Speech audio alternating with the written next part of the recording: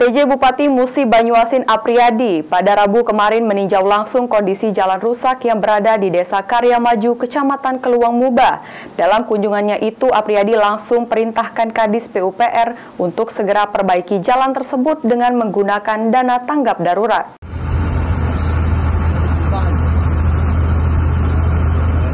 PJ Bupati Musi Banyuasin Apriyadi pada Rabu 24 Mei 2023 kemarin meninjau langsung jalan rusak yang berada di Desa Karya Maju, Kecamatan Keluang, Musi Banyuasin, di mana sebelumnya jalan tersebut sempat dikeluhkan masyarakat, dan langsung ditanggapi PJ Bupati Muba Apriyadi dengan meninjau langsung lokasi kerusakan jalan tersebut.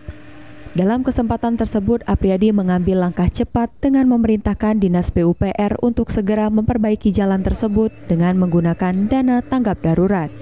Menurut Apriyadi, jika jalan sepanjang 300 meter tersebut harus diperbaiki karena sangat dibutuhkan oleh masyarakat untuk beraktivitas sehari-hari dengan menggunakan dana tanggap darurat, dan selanjutnya akan dianggarkan melalui APBD 2023 mendatang.